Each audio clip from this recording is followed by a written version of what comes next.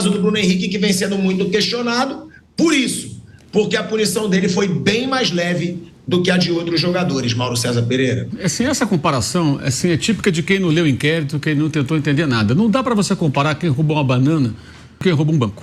Você não pode comparar um jogador que comete um deslize grave que o Bruno Henrique cometeu e merece ser punido assim, veja bem, no inquérito não há nada que comprove que ele passou o resultado, que ele passou a informação privilegiada. Não tem. Tem suposições. A mais clara é assim: Bruno Henrique liga para o irmão dele na véspera do jogo contra o Santos. Começa a falar sobre o assunto, ele puxa o assunto e aí depois ele telefona. Aí no inquérito diz que ele provavelmente, algo assim, provavelmente falou sobre, provavelmente não é nada, é uma suposição. Então o inquérito, ele não é, digamos assim, tão contundente como as pessoas imaginam. Elas não leem, inclusive jornalistas não leem, mas têm opinião. Interessante isso. Veja bem, eu acho que o Bruno Henrique tem que ser punido. Só acho uma questão, ele foi enquadrado num artigo específico que tem um parágrafo que dá de 12 a 24 jogos pelo delito cometido, digamos assim. Então acho que tinha que ser pena máxima aí. Porque mais de uma vez ele dialoga sobre esse assunto com o irmão dele. Ele não fala, vou tomar o cartão dia tal e toma o cartão da maneira que as pessoas imaginam, porque, veja bem, a primeira conversa que ele fala contra o Santos é 64 dias antes do jogo contra o Santos. 8 partidas depois. Nem o técnico era o mesmo. Entre o momento em que ele tem esse diálogo e quando o jogo acontece com o Santos. Era o São Paulo e depois já era o Tite. Então, óbvio que ele não tinha como prever. A informação privilegiada ali era Botafogo, o jogo seguinte, que ele tomou o terceiro cartão. Se ele tivesse falado, vou tomar conta do Botafogo, seria.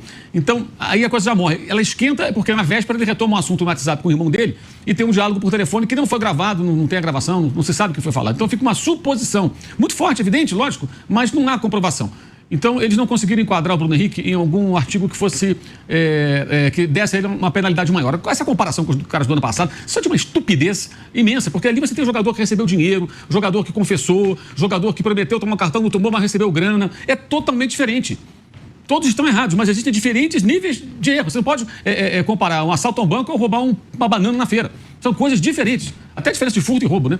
São coisas distintas. Então você não pode achar que porque no ano passado os jogadores foram punidos assim, todos não é igual. Claro que não é igual. Não é porque ele é do Flamengo. Claro que o fato dele ter bons advogados, como tudo na vida, né, ajuda. Óbvio que sim.